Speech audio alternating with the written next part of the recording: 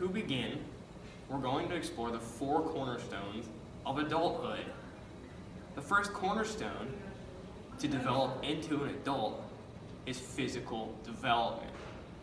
Physical development in your early life tends to occur when your physical abilities such as muscular strength, reaction time, sensory keenness, and especially our cardiac output all peak by our mid-20s. After this though, our physical abilities tend to degrade slowly but surely until we die.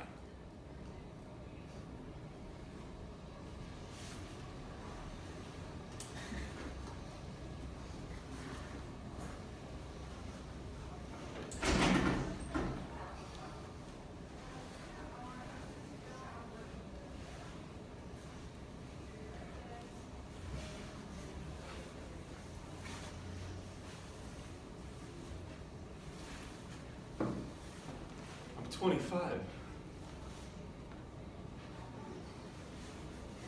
I'm 40. I'm 80. I'm 100. The second piece of aging into an adult is physical development in middle adulthood. Age brings a gradual decline in fertility from ages 35 to 39, where women are half as likely to get pregnant as a 19 to 29-year-old woman. Menopause, the time of natural cessation of menstruation, also refers to the biological factors involved in aging. From ages 20 to 40, human physical abilities are at their peak, including muscle strength, reaction time, sensory abilities, and cardiac function. Aging begins in early adulthood and is usually characterized by changes in skin, vision, and reproductive ability. Aging speeds up from ages 40 to 65, as decreases in the ability to hear, see, and fight illness begin affecting that person. Also, for women, their reproductive capability is limited due to menopause. All people experience primary aging, which is an age-related change due to biological factors such as molecular and cellular changes. Secondary aging is when someone has a poor diet and does not do much physical activity, causing them to experience aging symptoms early on. Secondary aging is caused directly by the person's actions. Age for beauty. Alright, I'm 80 and sad. I'm 40. Really, really sad. The final piece of aging into an adult occurs in the physical changes in later life. As you get older, your life expectancy decreases, your sensory abilities degrade, and your immune system weakens. However, because you've built up a lifetime's accumulation of antibodies, you're much less likely to get sick. Dementia and Alzheimer's, however, are much more likely to develop as you get older, and you are caused to forget big and small events in your life. Hi guys. What? What? What? Can't smell you. Whoa! Ah! Watch it, mister! Do you see the birds over there? See that?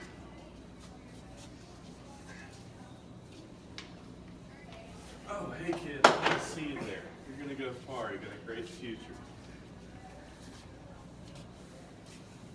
Finest delicacy of the South. Just like Mama used to make.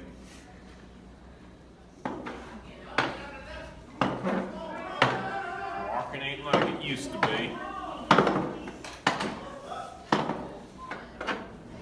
Social development. The first stage of social development is at around someone's mid-40s they undergo transition to middle adulthood when they realize that the majority of their years are behind them instead of in front of them. Many psychologists argue that the middle transition is a crisis, a time of great struggle and regret for many. For the 1 in 4 adults who do not report experiencing a midlife crisis, the trigger isn't age, but a major event like illness, being let off of a job, divorce, or anything like that. The social clock. The right time to leave home, get a job, marry, have children, and retire, and it varies from era to era and culture to culture. Oh my God, I'm 50. All my best years are behind me at this point. I gotta do something. Oh, I just found a Ferrari for sale? I'm about to go buy this. You know what? Why not? You got nothing better to do. Adulthood commitments. The first adulthood commitment is love. Typically, we flirt with, fall in love with, and commit to one person at a time. Philanthropist Helen Fisher said that pair bonding is a trademark of the human animal. Parents who cooperate to nurture their children to maturity were more likely to have their genes passed along to posterity than parents who did it. Adult bonds of love are most satisfying and enduring when marked by a similarity of interests and values and a sharing of emotional value and support. Marriage bonds are especially likely to last when the couples marry after 20 and are well educated. People in Western countries are better educated and marrying later, yet are twice as likely to get divorced. The United States has one divorce for every 2 marriages. The divorce rate reflects women's lessened economic dependence on men and women's rising expectations. In Europe, Canada, and the United States, those who cohabit before marriage have had higher rates of divorce and marital dysfunction than those who did not. The factors that explain why American children born to cohabiting parents are 5 times more likely to experience their parents' separation than are children born to married parents, because they tend to be initially less committed to the ideal of enduring marriage, and they become even less marriage supporting while cohabiting. And 9 in 10 heterosexual adults marry, and marriage is a predictor of happiness, health, sexual satisfaction, and income.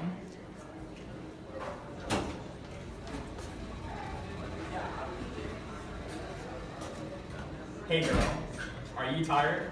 Because you've been running through my mind all day. Wow. Oh boy, am I in love with you.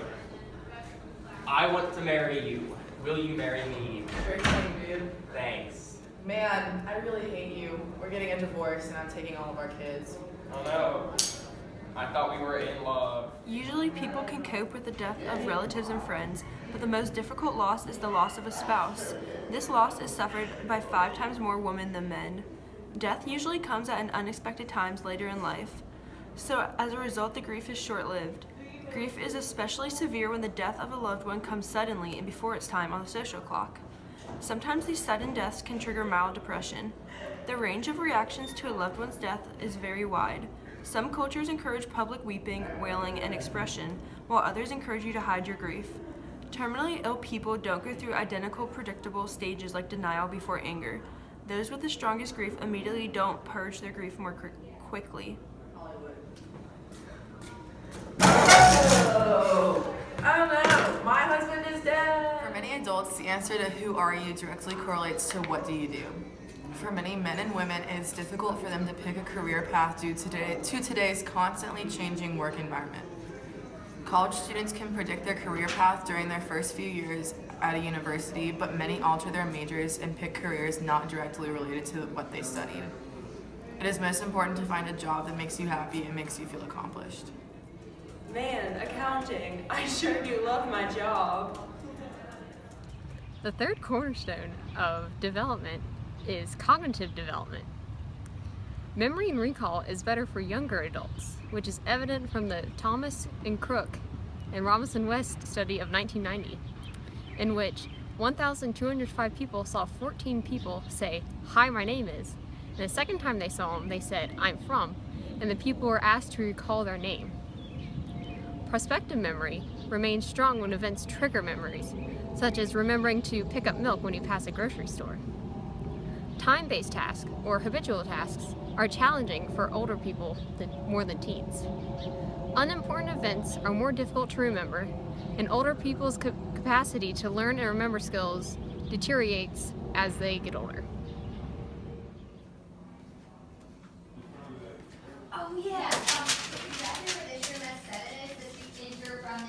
The first stage of aging and intelligence is cross-sectional evidence for intellectual decline.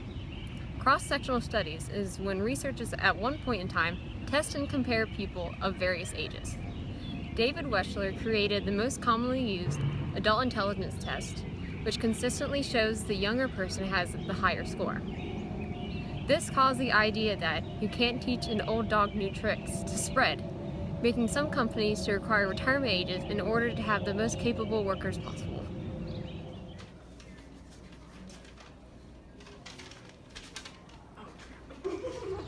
The second phase is longitudinal evidence for intellectual stability.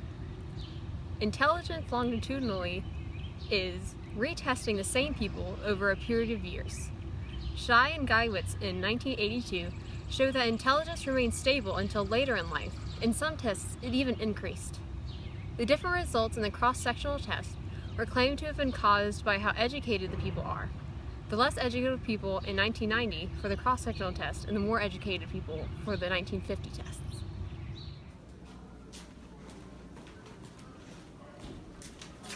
Take your test.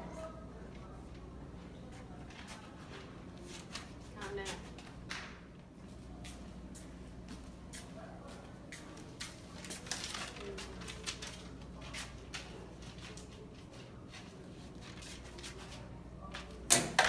Phase 3 is, it all depends. Surviving to the end of a longitudinal study may be the bright and healthy people, and those who died younger may have had declining intelligence, which would be a pitfall for longitudinal studies. Intelligence is not a single trait, but several. Older adults take longer to process information, but knowledge and vocabulary tests show that they perform well compared to the young adults. Older adults fare well in wisdom tests, or general knowledge about life. Crystallized intelligence is our accumulated knowledge as reflected in vocabulary and analogy tests, which increase as we get older. Decisions are less distorted by negative emotions, and our mental ability corresponds to the proximity of death.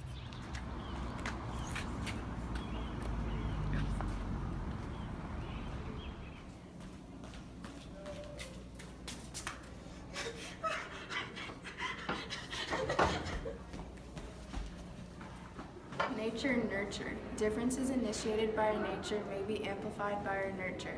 Cultures amplify gender roles because men have the genes and hormones that predispose them to act dominant and females to be kinder. But now gender roles are receding due to both women and men being seen as fully capable of carrying both roles. Everything psychological is simultaneously biological. Personality gradually stabilizes as people get older. Genes create our physical characteristics, but environmental factors in our decisions impact who we will be.